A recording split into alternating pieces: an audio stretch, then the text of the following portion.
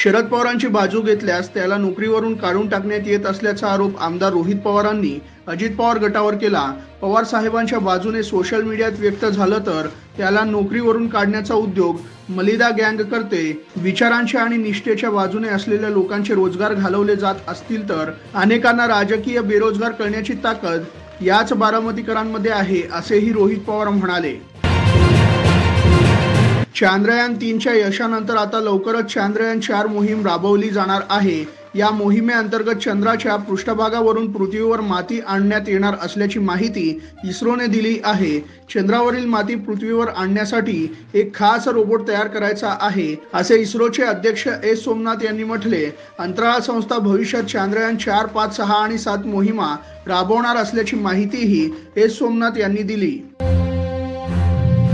दिल्लीचे मुख्यमंत्री अरविंद केजरीवाल यांना ईडीने 6वे समन्स बजावले होते, पण त्यांनी पुन्हा एकदा ईडीने बजावलेले समन्स नाकारले आहे। ईडीच्या समन्सच्या वैधतेचे प्रकरण आता न्यायालयात पोहोचले आहे। समन्सबाबत ईडी ही न्यायालयात गेली आहे। आता ईडीला न्यायालयात निर्णयाची वाट पाहावी लागणार आहे, असे आपने म्हटले आहे। यापूर्वीही ईडीने केजरीवाल यांना 5 समन्स बजावले आहे, पण ते एकदाही हजर झाले नाहीत। शिवजयंती निमित्त अभिनेता रितेश देशमुख आणि जेनेलिया देशमुख यांनी राजा शिवाजी या नव्या चित्रपटाची घोषणा केली। रितेश आणि जेनेलिया यांनी चित्रपटाचे पोस्टर सोशल मीडियावर पोस्ट करत याबाबतची माहिती दिली आहे।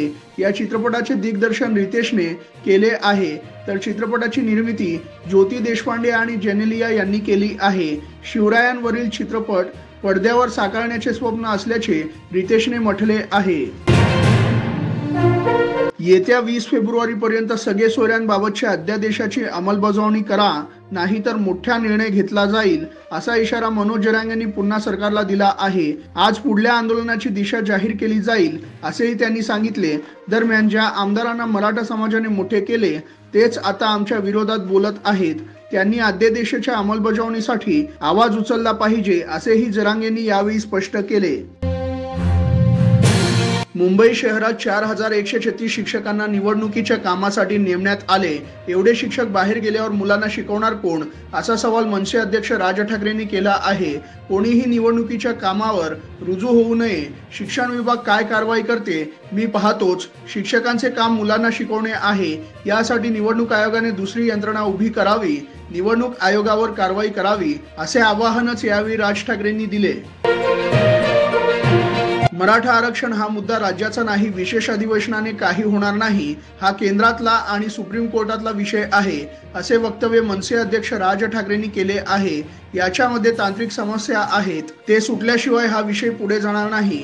हे सगळे झुलवले जात आहे, यातून हाताला काही लागणार नाही। मी मनोज जरांगेंच्या समोर जाऊन काही होणार नाही सांगितले होते, असेही यावेळी बोलताना ठाकरे म्हणाले।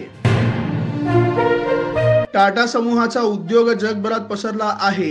टाटा समूहाचे मार्केट कॅप $365 अब्ज झाले आहे, अशी माहिती इकॉनॉमिक टाइम्सने दिली आहे। म्हणजेच आता टाटा समूहाने चक्क पाकिस्तानच्या जीडीपीला मागे टाकले आहे। पाकिस्तानचा जीडीपी $341 अब्ज असल्याची माहिती IMFने दिले आहे। त्यामुळे टाटा समूह पाकिस्तानच्या अर्थव्यवस्थेपेक्षा तब्बल 24 अब्ज डॉलरने पुढे आहे। राज्यातील आगामी विधानसभा निवडणुकीपूर्वी उद्धव ठाकरे भाजपसोबत येतील, असा दावा आमदार रवी राणा यांनी केला आहे।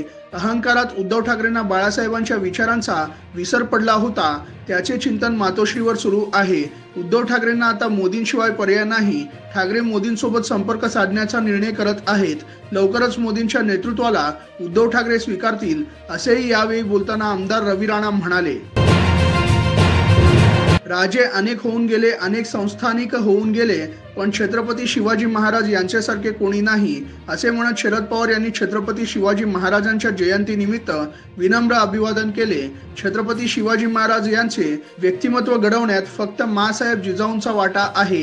काही जण वेगळी नावे घेऊन समाजामध्ये संभ्रम निर्माण करण्याचा प्रयत्न करत असतात, असा टोला त्यांनी यावेळी योगी आदित्यनाथ यांना लगावला। दिल्लीच्या सीमेवर शेतकरी विविध मागण्यांसाठी आंदोलन करत आहे। पोलिसांकडून शेतकऱ्यांना दिल्लीत येण्यापासून रोखण्यासाठी वेगवेगळ्या प्रकारचे प्रयत्न सुरू आहे। आता या शेतकरी आंदोलकांना उद्धव ठाकरे भेटण्याची शक्यता आहे। ठाकरे गटाकडून या आंदोलक शेतकऱ्यांच्या भेटीबाबतच्या दौऱ्याची चाचपणी सुरू आहे। उद्धव ठाकरे हे शंभू बॉर्डरवर आंदोलक शेतकऱ्यांची भेट घेण्याची शक्यता आहे। आमदार रवी राणा यांनी उद्धव ठाकरे विधानसभेपूर्वी भाजपसोबत येतील असे म्हटले। आता यावर ठाकरे गटाचे नेते चंद्रकांत खैरे यांनी प्रत्युत्तर दिले आहे। आमदार रवी राणा यांना कुठून स्वप्न पडलं? उद्धव ठाकरे हे एकवचनी आणि एक बाणाचे नेते आहेत। आधीच तुम्ही लोक उद्धव ठाकरेंना त्रास देत आहात। उद्धव ठाकरे भाजपसोबत जाणे कदापि शक्य नाही असे खैरे म्हणाले। जयंत पाटील भाजपमध्ये जाणार नाहीत असेही त्यांनी सांगितले। राष्ट्रवादी काँग्रेस पक्ष आणि चिन्ह याबाबत सुप्रीम कोर्टात काल सुनावणी पार पडली। शरद पवार यांना राष्ट्रवादी काँग्रेस पार्टी शरदचंद्र पवार हे नाव वापरण्याचा अधिकार देणारा ईसीआयचा 7 फेब्रुवारीचा आदेश कायम राहील असे न्यायालयाने म्हटले। तसेच 1 आठवड्यात शरद पवार गटाला चिन्ह द्या असे निर्देश कोर्टाने निवडणूक आयोगाला केले। अजित पवार गटाला 2 आठवड्यात उत्तर देण्याचे निर्देश देण्यात आले। पंतप्रधान नरेंद्र मोदी यांनी सोमवारी छत्रपती शिवाजी महाराज यांच्या जयंतीनिमित्त त्यांना विनम्र अभिवादन केले आहे। छत्रपती शिवाजी महाराज दूरदर्शी लीडर होते, न घाबरणारे योद्धा होते, संस्कृतीचे रक्षक आणि सुशासनाचे प्रतीक होते आणि त्यांचे जीवन आपल्यासाठी प्रेरणादायक आहे असे ट्विट मोदी यांनी केले आहे। तर गृहमंत्री अमित शाह यांनीही महाराजांना सोशल मीडियाच्या माध्यमातून अभिवादन केले आहे। पश्चिम महाराष्ट्रातील बडा नेता भाजपमध्ये जाणार असे वृत्त सुरू असताना शरद पवार गटाचे जयंत पाटील यांचे नाव चर्चेत आले आहे। मात्र त्यांनी मला भाजपकडून कोणतीही ऑफर नाही, मी कुठेही जाणार नाही असे काल पत्रकार परिषदेत स्पष्ट केले आहे। तसेच महाविकास आघाडीत जागा वाटपावर चर्चा सुरू असून वंचित बहुजन आघाडीचे प्रमुख प्रकाश आंबेडकर यांच्याशी चर्चा झाल्यानंतर अंतिम शिक्कामोर्तब केले जाईल असेही ते म्हणाले। दीपिका पादुकोणने यंदाच्या बाफ्टा चित्रपट पुरस्कार सोहळ्यात हजेरी लावली। या आंतरराष्ट्रीय पुरस्कार सोहळ्यात दीपिका एकमेव अशी अभिनेत्री आहे जिने यावेळी भारताचे प्रतिनिधित्व केले आहे। तिच्या हस्ते द झोन ऑफ इंटरेस्ट या चित्रपटासाठी दिग्दर्शक जोनाथन ग्लेजर यांना पुरस्कार देण्यात आला। यानंतर दीपिकाचे काही फोटो व्हायरल झाले आहेत। तिने या सोहळ्यानिमित्त डिझायनर सभ्यसाची साडी परिधान केली होती। अयोध्येत राम मंदिराचा प्राणप्रतिष्ठा सोहळा मोठ्या उत्साहात पार पडला। त्यानंतर येथे भाविक दर्शनासाठी गर्दी करत आहेत। यातच आता रामलल्ला प्रभूंचे दर्शन घेणे आता आणखी सोपे होणार आहे। प्रभू श्रीरामाच्या दर्शनासाठी दररोज 2400 पास जारी केले जातील। पासधारकांसाठी दर्शनाची वेळ ही निश्चित केली जाणार आहे। पासधारकांना 6 टप्प्यांमध्ये प्रभू श्रीरामाचे दर्शन पूजन करण्याची संधी मिळेल। बसप यंदाची लोकसभा निवडणूक स्वबळावर लढवणार अशी घोषणा पुन्हा एकदा मायावती यांनी केली आहे। बसप इंडिया आघाडी किंवा एनडीएमध्ये सामील होऊ शकते अशी चर्चा सुरू आहे। त्यावर स्पष्टीकरण देताना अफवांवर विश्वास ठेवू नका, गरीब, शोषित आणि उपेक्षितांच्या हितासाठी बसप देशभरात एकट्याच्या भरवशावर लोकसभा निवडणूक लढवण्यावर ठाम आहोत। आम्ही जास्तीत जास्त जागा जिंकणार असे मायावती यांनी जाहीर केले आहे।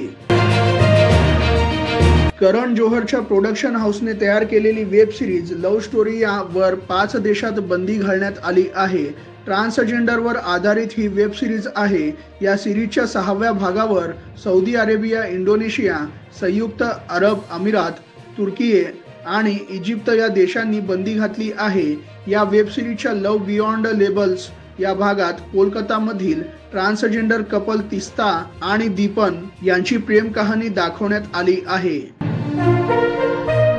भारत जोडो न्याय यात्रा उत्तर प्रदेशात असताना राहुल गांधी यांनी राम मंदिर लोकार्पण सोहळ्यावरून काही सवाल केले आहेत। राम मंदिराच्या कार्यक्रमात तुम्ही दलित, ओबीसी किंवा आदिवासी चेहरा बघितला का असा सवाल करत या कार्यक्रमात अमिताभ बच्चन, ऐश्वर्या राय आणि पंतप्रधान नरेंद्र मोदी होते, पण 73% लोकसंख्येतील एकही व्यक्ती नव्हती असे म्हटले। दरम्यान ऐश्वर्या अयोध्येतील या सोहळ्याला उपस्थित नव्हती।